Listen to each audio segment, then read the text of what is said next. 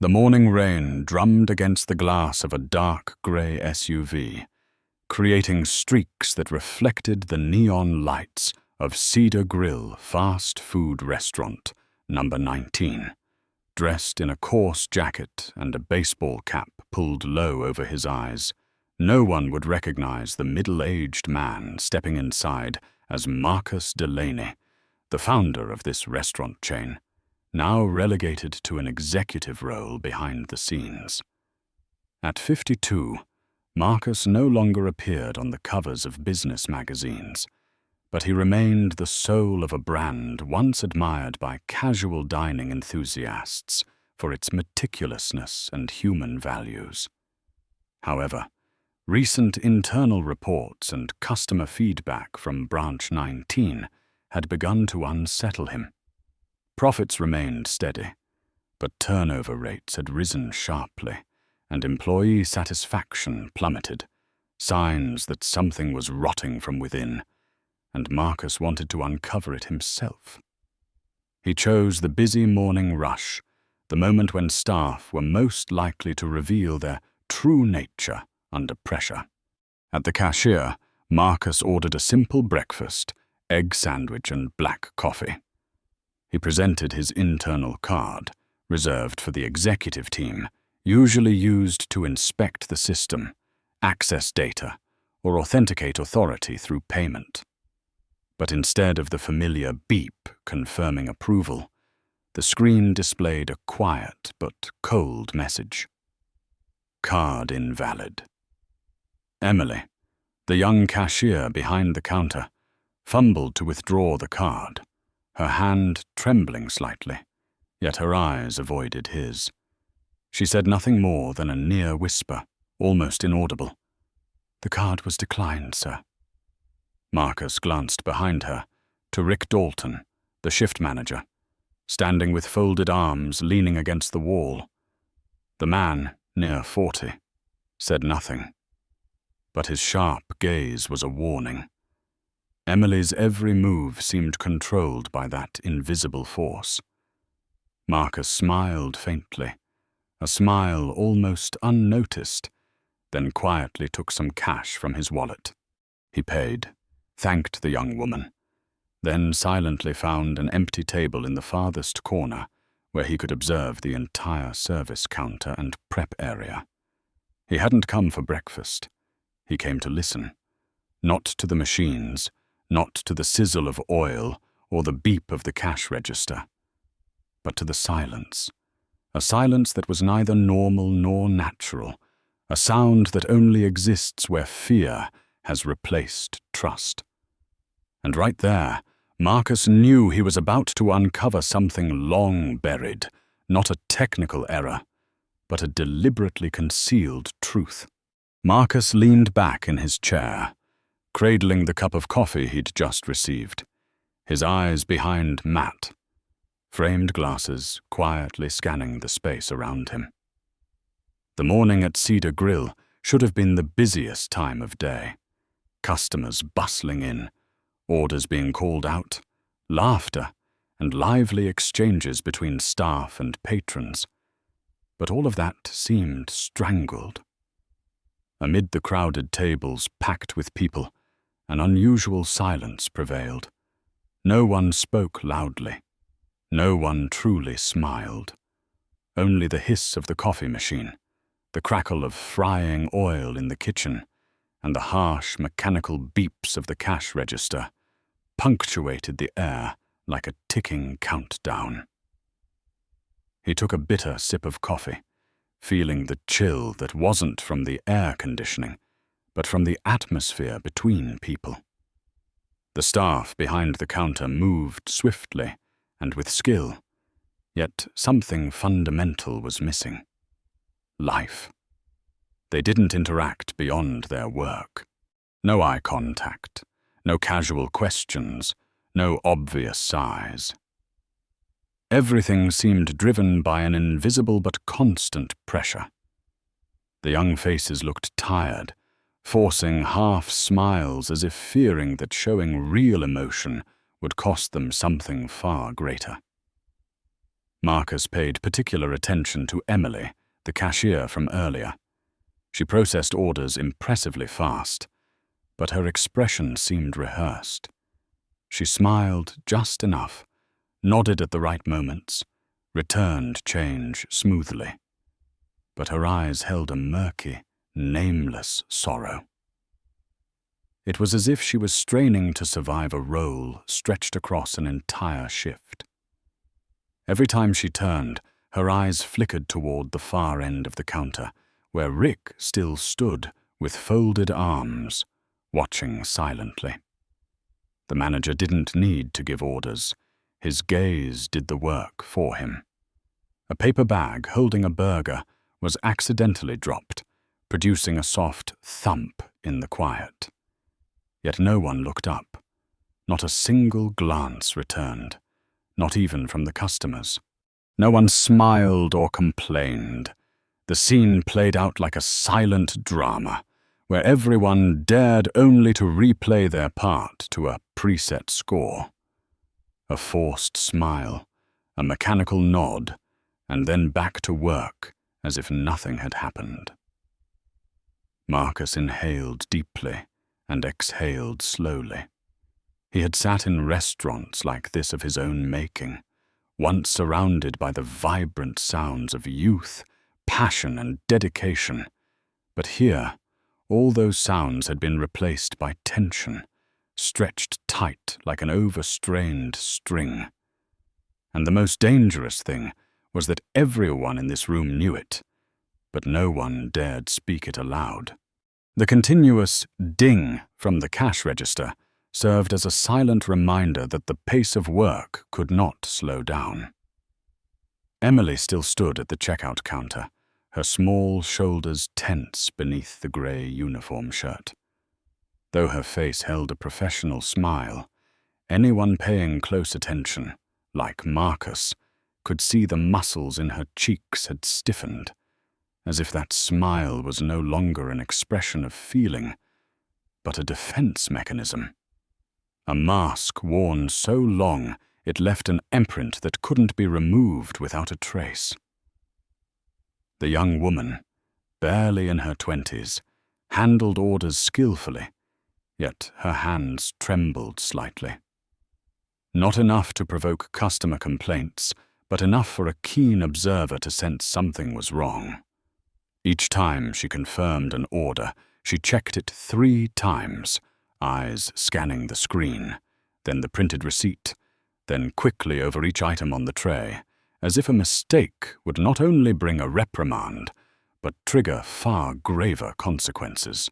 Marcus understood that feeling, the feeling of someone not working to live, but merely surviving each work hour. A middle-aged customer approached, taking a tray from Emily's hands. "Thank you," he said gently. For a fleeting moment, Emily's smile faltered, cracking for less than a second, then snapped back perfectly into place, as if nothing had happened. An instinctive reflex, a tiny crack in an already fragile wall. At the far end of the counter, Rick stood like a shadow, motionless, silent, yet his gaze never left the staff, especially Emily. And then the chance to speak came. A paper cup slipped from a new employee's hand, spilling water onto the tile floor. For a moment, the space seemed to freeze. The young man Leo stood still, eyes fixed on the floor, as if he had just dropped the entire world. Then Rick spoke, not shouting, but with a chill that sent shivers. "If you can't hold a cup steady, don't bother coming tomorrow." No one reacted. No one looked up. Leo nodded faintly, whispering, "Sorry, sir." His voice was so soft he barely heard himself. Rick turned away, walking slowly like a prison guard who had just dealt with a prisoner. No further threats, no extra sounds. But in that silence, Marcus clearly saw the entire room shrink like a creature being stepped on. One word, one glance, and the space retreated into fear. This was not management. This was silent oppression, running smoothly because everyone was too used to being silenced. Marcus quietly bent down to pick up the receipt that had just been placed alongside the breakfast tray. He smoothed the thin paper, his eyes scanning the printed details: order number, transaction time, store code. Everything matched his expectations, except for one small detail at the bottom: the name of the shift supervisor on duty that day. A completely unfamiliar name. Not Emily. Certainly not Rick. A name that had not appeared in any position Marcus had seen since stepping into the restaurant. He lifted his head and glanced quickly toward the cashier counter. Emily was still working, obsessively checking each order with painstaking care. Rick stood at the far end of the counter, arms folded, eyes motionless like a predator watching every move of its prey. But neither of them was the supervisor listed on the receipt. This was no mere system error. It was like a small crack revealing a whole layer of rotten concrete beneath, a sign that something was being deliberately concealed and rearranged. Marcus carefully folded the paper and slipped it into the leather wallet inside his jacket. No expression flickered across his face, only a slight narrowing of his eyes, a reflex of someone who had managed complex systems for years and knew that small details don't topple the entire machine, but they reveal where someone has quietly sabotaged it. Up ahead, Emily carried a fresh tray of food, but her hands faltered slightly, causing the tray to slip against the counter. She immediately corrected herself, steadying it before anything could fall. But just a second later, as if programmed, Rick turned his head. No words, no frown, just a gaze, cold and direct. Emily instantly lowered her head, whispering, "I'm sorry." Rick didn't reply. He turned away as if nothing had happened, leaving a tense silence hanging between them. But Marcus, who witnessed everything, understood perfectly. No words, no punishment necessary. Just one look was enough to dominate. This was not management through discipline. This was a system nurtured by silence. Marcus shook his head softly, tapping the edge of the tray. His eyes never left Emily, not because she was the weakest in the room, but because she was still trying to smile while the world around her stifled her voice. In a room full of people silencing themselves to survive, the one who strives to hold on to her humanity is the one most worth watching. The next morning, the sky over Chicago was gray, casting a cold mist over every window pane of Cedar Grill number 19. Marcus returned to the restaurant, still in his usual appearance.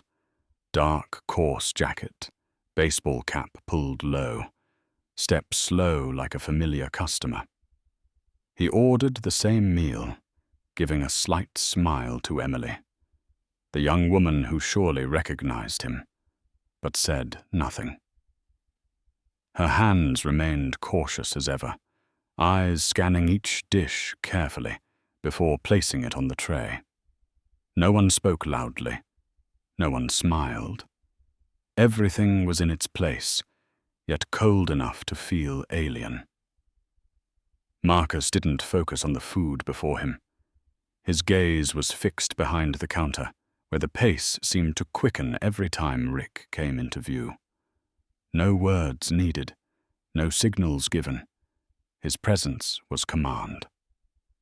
The staff adjusted their rhythm, as if trying to avoid an invisible anger they had grown used to enduring. Every step Rick took was a reminder that here, even a few seconds of delay could be grounds for being pushed off the shift. Marcus observed quietly until a small incident occurred. Leo, a young man who had been working only 2 days, was wiping trays in the service area.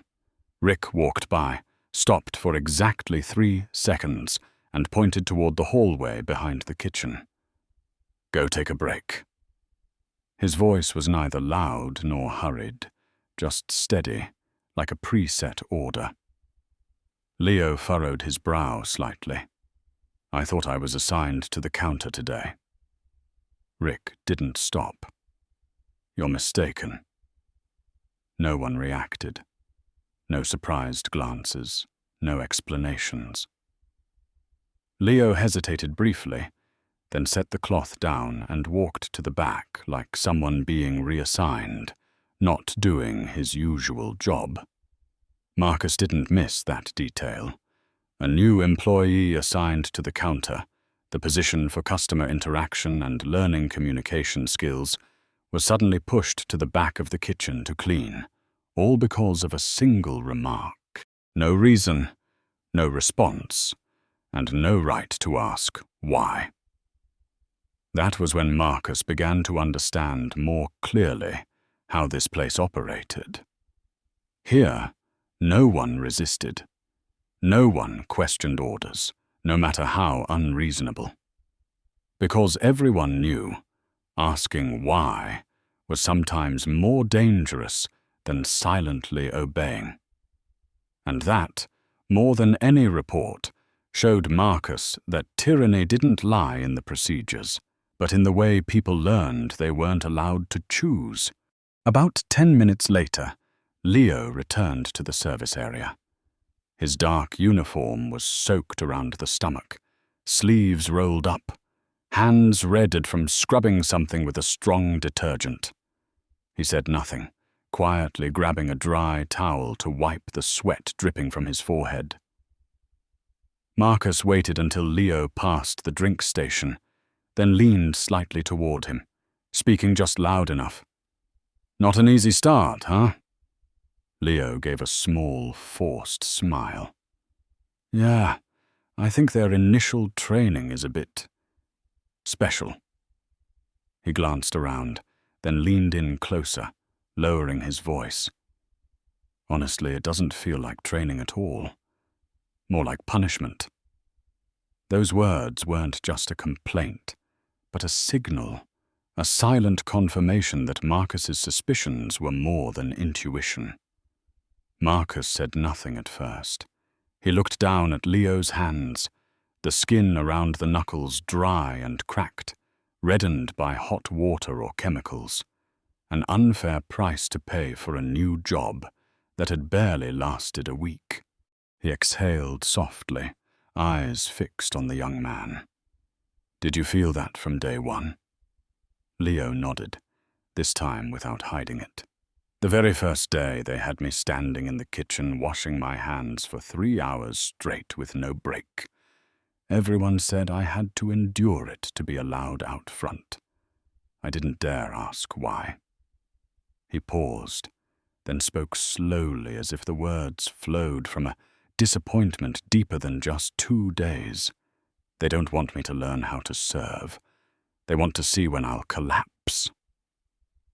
Marcus listened to every word, offering no interruption or comfort. He simply took note.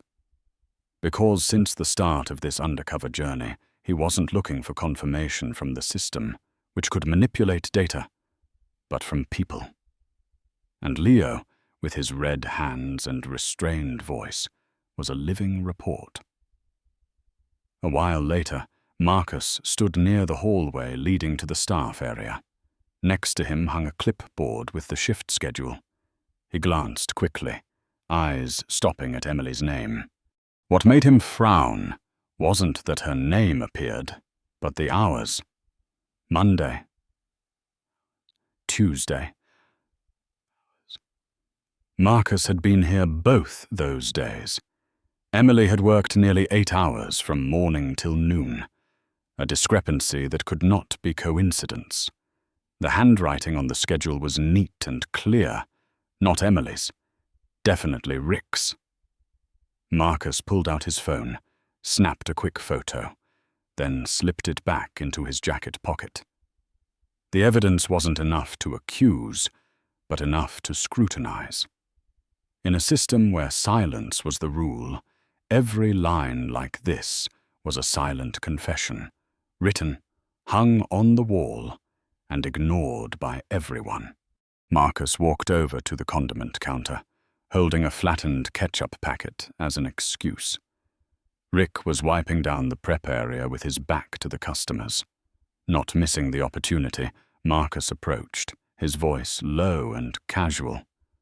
"Looks busier today than yesterday." Rick didn't turn immediately. When he finally did, his gaze locked onto Marcus's face, not friendly, not curious, but like a scan, scrutinizing every detail. "Always busy," Rick replied curtly, then bent down to continue wiping the counter. "It's not an easy place to work." Marcus nodded, keeping his tone gentle. "I see the staff here work well together. You must manage them tightly." Rick looked up, tilted his head slightly. A thin smile flickered across his lips, but carried no warmth. "I run things as needed." Then he returned to his work, treating the conversation as over. No questions, no concern, not even minimal courtesy. But to Marcus, that was enough. Rick's look wasn't one of suspicion. It was the gaze of someone fully aware of their wrongdoing, and also aware that most people wouldn't dare ask further. Marcus returned to the hallway, pulling out his phone to snap another photo of the shift schedule, closer, clearer. As he did, a young employee, about 20 years old, walked by. The boy pretended to adjust his crooked name tag, but quickly glanced at Marcus. Without direct eye contact or changing expression, he whispered almost inaudibly, "You should be careful." Marcus tilted slightly, making no reply, waiting for him to continue. The voice was steady, emotionless. People who ask too many questions around here usually don't have their names on next week's schedule, or any schedule at all. After saying this, the boy adjusted his collar and walked away as if he had never spoken. No knowing glances, no hesitation. Everything was too neat, as if he had said such things before, and knew exactly how to say them to survive. Marcus stood still for a few more seconds, his eyes fixed on the shift board. The same names, the same numbers, arranged too perfectly. Absurdly so. Within that order was chaos disguised by silence. And now he was certain. This irregularity was no accident. It was a structure built by people who knew exactly what they were doing and relied on fear to keep it running. From his seat in the corner of the restaurant, Marcus continued to observe. Behind the counter, the kitchen moved rhythmically, like a well-oiled machine. Hands flipping burgers, wrapping paper, calling out orders, ringing bells at all. Everything happened quickly, but without haste. A kind of efficiency honed by routine and fear. Yet among the flow of movement, there was one man who caught Marcus's attention. Middle-aged, well, built, with strong hands but a straight back, every motion confident as someone deeply accustomed to the work, without letting it wear him down. His name tag read clearly, Caleb. While others shrank back when Rick passed by, Caleb did not. He didn't glance sideways, didn't speed up or change course. He worked steadily, slicing tomatoes, arranging trays, wiping stainless steel surfaces, as if Rick's presence had no effect on him. Marcus carefully tracked Caleb's every move. There was a unique calmness about the man. Not resignation, but the serenity of someone who had seen too much to be surprised anymore, yet had not lost faith in what was right. It was something Marcus had never seen from anyone else in this restaurant, a calm that did not mean complicity. Waiting for the crowd to thin, Marcus finally approached the kitchen area, pretending to look at the menu board near the prep line. He spoke quietly and directly. "It's busy today." Caleb looked up, nodded slightly. "Every day is." His voice was deep, steady, neither bitter nor flattering, simply honest. Marcus kept his tone even. "You seem quite composed, even though this place doesn't look easy." Caleb didn't respond immediately. He continued slicing cucumbers at a steady pace before speaking, almost in a monologue. "Anger changes nothing here." Those words were not defeat, but a declaration. Not calm born from acceptance, but from knowing survival sometimes means not exploding. Marcus leaned in slightly, lowering his voice to almost a whisper. "Have you ever seen Rick take cash from the register?" For the first time, Caleb's knife paused mid-air. He didn't turn his head or change expression, just spoke slowly without blinking.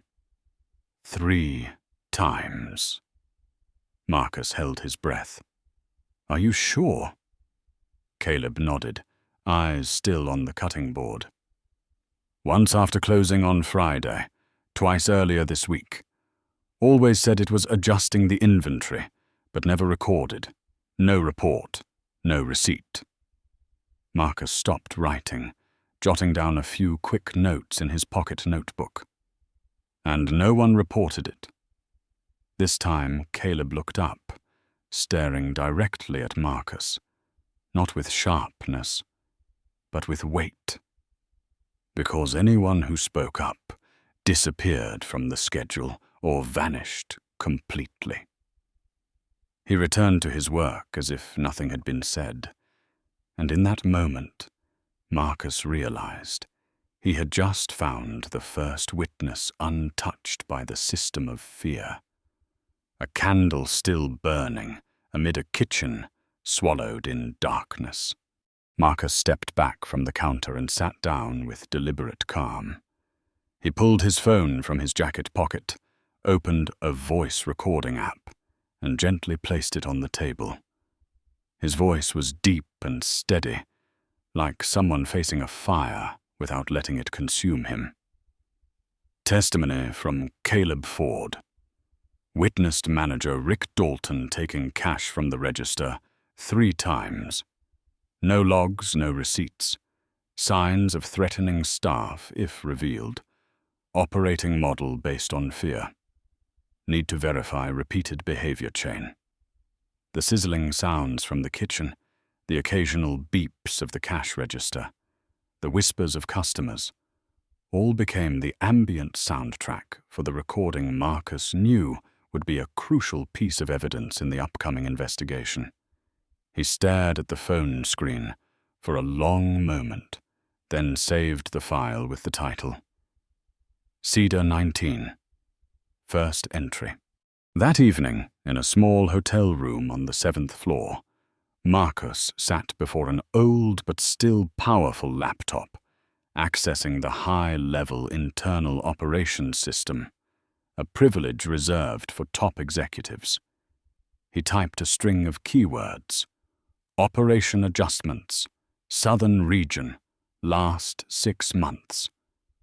A flood of data appeared on the screen, rows, columns, anomalies glaring like ink stains, actual revenue low, ingredient waste high, manual changes to staff schedules, and one name repeating incessantly: Gregory Vance. Not just Cedar Grill No. 19, but also Austin North, Baton Rouge, Shreveport, Tulsa. All showing the same signs: shift manipulation, cash fraud, discrepancies between actual wages and approvals, with the final approver always Gregory Vance, the Southern Regional Director. A man rated stable, no trouble, but now revealed as the mastermind behind a rotten system. Marcus filtered the search, selecting final approval by G. Vance. A map appeared, 7 red dots marking 7 different branches, all tainted with irregularities. He froze for a moment, gripping the mouse tightly as if to crush the web of deceit slowly taking shape. On the screen, he opened an old memo, an internal email stored in the archives. The simple subject: labor cost optimization. Inside was a brief order: cut hours, reduce wages, replace anyone who complains. Signed, G. Vance. Marcus leaned back into his chair. His eyes didn't blink. This was no longer carelessness or error. This was design, a calculated model, a plan. Rick was not the only problem. Rick was merely a puppet executing the will of a bigger hand manipulating the entire front. And Marcus knew, from that moment, the investigation had gone far beyond a single store. It had reached the core of the structure where power, money, and silence joined forces to survive. The next morning, as sunlight streamed through the tall windows of Cedar Grill headquarters in downtown Chicago, Marcus was already in his office. On the desk lay a thick, meticulously organized dossier: photos of staff schedules, snapshots of receipts, Emily's bank statements, Caleb's recorded testimony, and footage from the back of house cameras quietly saved and handed to Marcus by Alex, the seasoned chef, at the end of the previous shift. The data was no longer just clues. It was evidence, and when the truth is thick enough, no one can shove it back into the shadows. Marcus sat facing Gregory Vance. The man, over 50, dressed in a sharply tailored suit, took a sip of espresso and smiled faintly.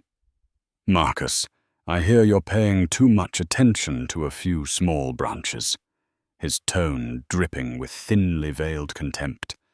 "You know, some things are better left alone, since we're still growing." Marcus did not smile. He placed the dossier on the table, flipping through page after page, line after line, as if peeling away the mask of a long, drawn play. Every figure, every word bore Gregory's name beside it. Approved, signed, endorsed. Not just a bystander, but the mastermind. "This," Marcus said evenly and sharply, "is why the company is bleeding at its deepest core. Its people." Gregory folded his hands, his face stiff, no longer able to control the conversation. "I will take this public," Marcus continued, "and if necessary, take it to court." His eyes never left Gregory's, his voice steady but resolute. "Because if we build an empire on silence and exploitation, it's not worth saving." After that confrontation, the media erupted. The image of Emily sitting in the break room, eyes glistening but steadfast, became a symbol for a generation of workers suffocated yet never defeated. The hashtag #HatNoMoreSilence spread rapidly on social media. The company's stock wavered. Investors demanded an internal investigation. Gregory was suspended. Rick vanished from the system. At Cedar Grill No. 19, things did not instantly become perfect. But one thing changed forever: the atmosphere. Marcus returned a week later, this time with his 12-year-old son, Ethan. The boy eagerly asked to wipe tables, and as he bent down with a cloth in hand, Marcus did not stop him. He stepped back, observing the remaining staff. Emily, now the new assistant manager. Alex, still flipping burgers. And Leo returned to the cashier's station, flashing his first genuine smile. No need for fresh paint. No need for upgraded equipment. The greatest change was restored trust, not commanded, but earned through action. Marcus stood before a camera and recorded a short internal video. I used to think managing meant making sure everything runs on time. But now, I know true leadership is knowing when to stop the cycle and listen. His voice deepened, eyes fixed on the lens. If you have ever worked in silence, speak up. Just a dot, a word. That's how we know you have never been alone. And in the background, Ethan continued wiping the corner table. Not for pay, not out of obligation, but because he wanted to contribute to the place where his father chose to make things right, starting from the most fundamental things: the courage to admit and the faith to change. In my role leading hundreds of operational teams nationwide, I've come to understand that a system doesn't collapse because of one big failure, but because of the small cracks ignored throughout its operation. The scariest thing is not a single person abusing power, but the collective silence that allows it to continue. When voices are dismissed, people gradually become tools. But it is also when one person dares to speak up and another has the courage to listen that everything can begin to change. If you believe real change starts with facing the truth and acting for the people, don't forget to like this video and subscribe to join us in spreading stories about responsibility, ethics, and renewal in the workplace. And before you leave this video, please leave a comment with the phrase, "No silence," as a commitment that the truth always deserves to be heard.